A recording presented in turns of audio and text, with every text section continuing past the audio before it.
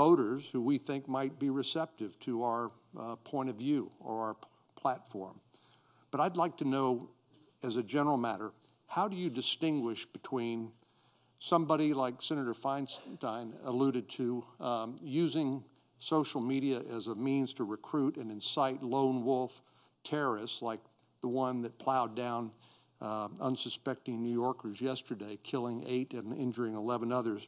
How do you distinguish between that person and a foreign government using your platforms in order to pursue the sort of disinformation and active measures that cause so much confusion and polarization in our election? And how do you distinguish between the way you treat those people on your platforms and how you treat sex traffickers who are targeting young girls and selling them, in essence, for sex? How do you distinguish between those three? Senator, I'd say none of those activities are acceptable on our platforms. We have strong policies against abuse of platforms to promote hate speech, incitement to violence, sex trafficking, human trafficking, etc.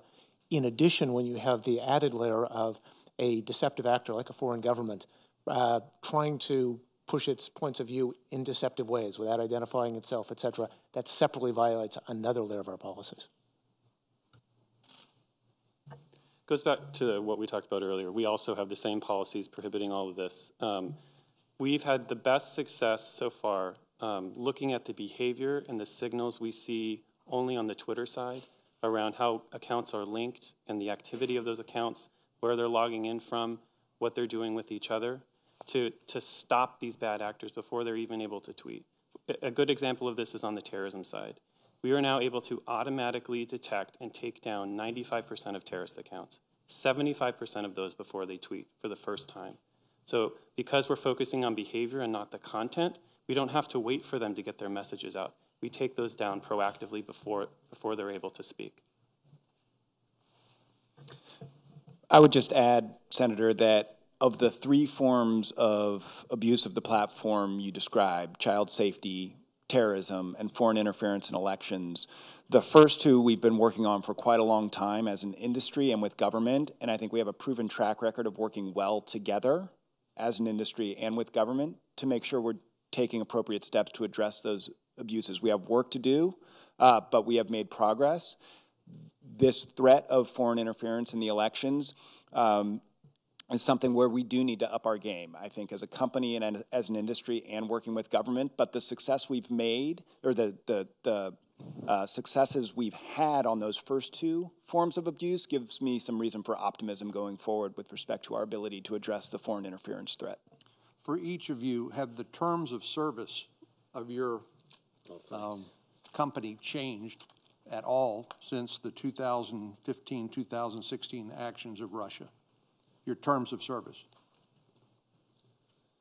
Yes, we have changed our policies with regard to ads that are appropriate as well as content that's available on YouTube. Focused on active measures or on other matters? Our terms have to do with terms around advertising and terms about what acceptable content is. We are simultaneously using additional tools behind the scenes to identify material.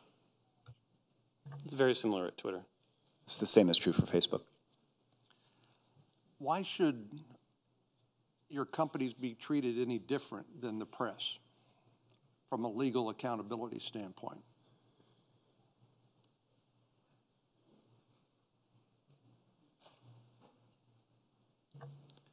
We believe as a user-generated content platform that the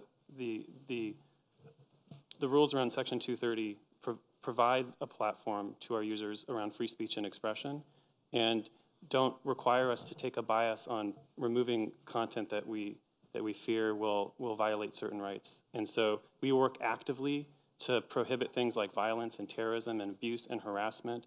And you'll see how we're tackling this problem with urgency and seriousness. But we believe that as a user-generated content platform, we want to allow the free expression and debate without the interference of some of the things that you're talking about. So you believe you should be treated from a legal standpoint differently than a newspaper, a cable TV show, or a radio show? Yeah, we're not producing the content. We're allowing users to upload. We have a lot of great journalists and news organizations who are putting content on our platform to share, linking back to their sites. we're offering the service to allow that interchange, that information sharing. That may well be a distinction that is lost on most of us, that you're just a platform for other people to express their views as opposed to being a publisher in your own right of those views. Finally, let me just ask each of you, please, to continue to work with us on the Stop Enabling Sex Traffickers Act of 2017. As you know, this deals with the Communications Decency Act, which has been used as a bar, a legal bar, to those who've been victims of sexual abuse when they seek to bring the people who facilitated that sex trafficking to justice. And I think there is a way that working together we can come up with something that protects the victims but also maintains the freedom of the internet. And I would just encourage each of you to continue working with us on that so we can reach an acceptable outcome. Thank you, Mr. Chairman. Senator Reid. Thank you, Mr. Chairman. For all the panelists, starting with Mr. Stretch, when you discover a deceptive foreign government presentation on your platform, my presumption from what you've said today, you'll stop it and take it down. Do you feel an obligation in turn to notify those people who have accessed that? And can you do that, and shouldn't you do that? Senator, we feel an obligation, as you say, first to stop the activity, second to investigate it further, to fan out essentially from the account to make sure we're taking an expansive view of the investigation to try to capture any related activity. Third, to share threat information with the industry and with the government so we can all do a better job. And then fourth, to bring the issue to the attention of in this case, this committee. And the content itself, we've said we're supportive of this committee making it publicly available.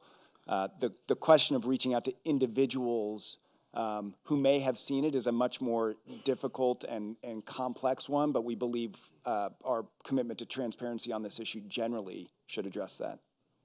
Well, technically you could do that, I presume, or you could invest the resources to do it. And as a result, frankly, reporting to us about the nefarious activities of Russia is not going to immediately translate to the thousands or